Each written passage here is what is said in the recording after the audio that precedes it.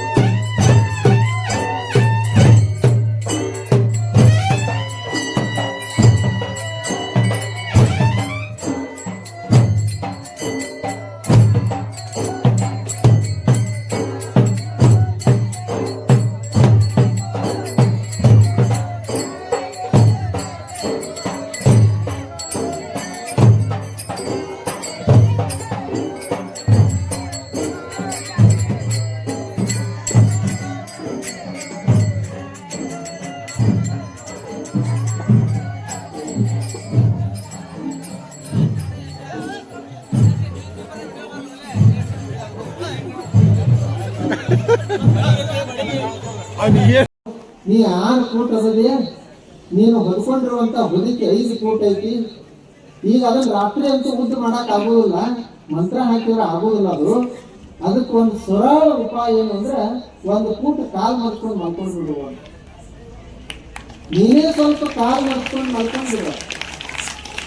ಆಗ ಜೀವನದಾಗ ನಮ್ಮ ಎಲ್ಲರ ಜೀವನದಾಗನು ಒಂದು ಗೇನ್ ಕಿರಿ ಇರ್ತದೆ. ಎಲ್ಲರಿಗೂ ಮನಿ ಕಟ್ಟಿರೂ ಒಂದು ಗೇನ್ ಕಿರಿ, ಹೊಲ ಮನಿ ಅಧಿಕಾರ ಎಲ್ಲ ಮಾಡಿದ್ರು ಒಂದು ಗೇನ್ ಕಿರಿ ಇರ್ತೈತಿ. ಅದ್ರ ಕಡೆಗೆ ನಾವು ಲಕ್ಷ್ಯ ಪಟ್ಟು ಅಂದ್ರೆ ನಮ್ಗೆ ಸುಖವಾದಂತ ನಿದ್ರೆ ಹತ್ತಂಗಿಲ್ಲ. ಏನ್ ಮಾಡಬೇಕು ಅಂತಂದ್ರೆ ನಾವೇ ಅಡ್ಜಸ್ಟ್ಮೆಂಟ್ ಮಾಡ್ಕೊಂಡು ಹೊಂದಾಣಿಕೆ ಮಾಡ್ಕೊಂಡು. ಮಹಾತ್ಮರು ಏನ್ ಹೇಳ್ತಾರೆ ಅಂತಂದ್ರೆ ಅದನ್ನೇ ಹೇಳಿ, ಉಳಿದದ್ದಂತೂ ಏನೂ ಆಗುದಿಲ್ಲ. ಈಗ ಸಿದ್ದೇಶ್ವರ ಅಪ್ಪಗಳು ಇದ್ರು, ಅವ್ರಿಗೂ ಕಷ್ಟಗಳು ಇರ್ತಿದ್ರು, ಅವ್ರಿಗೂ ನಿಂದ ಮಾಡೋರು ಇರ್ತಿದ್ರು, ಟೀಕೆ ಮಾಡೋರು ಇರ್ತಿದ್ರು. ರಾಮನಿಗೇನೆ ಬಿಟ್ಟಿಲ್ಲ. ಆಗಿನ ಕಾಲದಲ್ಲಿ ಒಂದು ವೇಳೆ ರಾಮನಿಗೆ ಕಷ್ಟಗಳೇ ಬಂದಿರಲಿಲ್ಲ ಅಂದ್ರೆ ರಾಮ ಇವತ್ತು ದೇವರೇ ಆಗ್ತಿದ್ದಿಲ್ಲ. ರಾವಣ ಅವನಿಗೆ ಬಂದ ಅಂತ ಹೇಳಿ ರಾಮನ ಪ್ರಭಾವ ಹೆಚ್ಚಾಯ್ತು. ರಾವಣ ಸೀತಾ ಅಪಹರಣ ಮಾಡಿರಲಿಲ್ಲ ಅಂದ್ರ,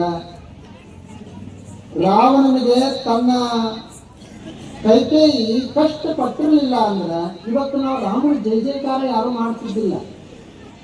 ಅದಕ್ಕೆ ಒಬ್ಬ ಏನ್ ಹೇಳ್ತಾನಂದ್ರೆ ಹಿಂದಿ ಕವಿ, ನಿನಗೆ ಯಾರೆಲ್ಲ ಟೀಕಾ ಮಾಡ್ತಿದ್ರು, ನಿಂದನೆ ಮಾಡ್ತಿದ್ರು ಅಂದ್ರೆ ತಿಳ್ಕೊಳ್ಬೇಕು, ನೀ ಜೀವಂತದಲ್ಲಿ ಸತ್ತಿಲ್ಲ ಅಂತ ತಿಳ್ಕೋ.